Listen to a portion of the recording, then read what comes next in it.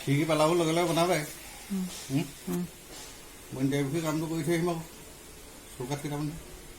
কেইদিনকৈ কৰিলোঁ